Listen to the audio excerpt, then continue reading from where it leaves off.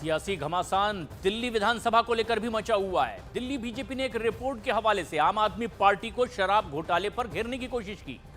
दिल्ली की शराब नीति पर सीएजी की एक रिपोर्ट में कई बेहद गंभीर खामियां सामने आई। इस रिपोर्ट के मुताबिक आम आदमी पार्टी की सरकार में बनी शराब नीति के कारण ही सरकारी खजाने को 2026 करोड़ रुपए का नुकसान हुआ है। इनमें यह भी बताया गया है कि एक्सपर्ट की सलाह को नजरअंदाज किया गया।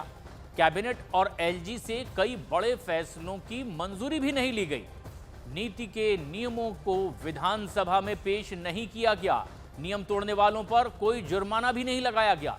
जिन कंपनियों की शिकायतें थी या जो घाटे में चल रही थी उन्हें भी लाइसेंस दे दिए गए।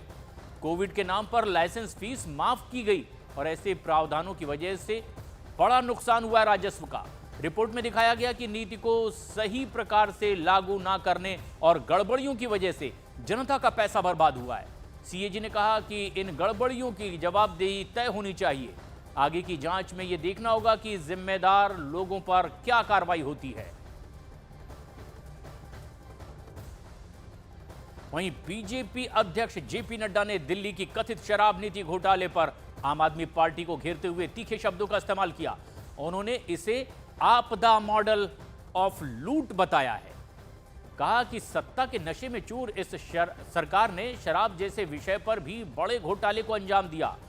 जेपी नड्डा ने दावा किया कि सीएजी की रिपोर्ट ने अब लिकर गेट को बेनकाब कर दिया है, जिससे सरकारी खजाने को 2026 करोड़ रुपए का नुकसान हुआ।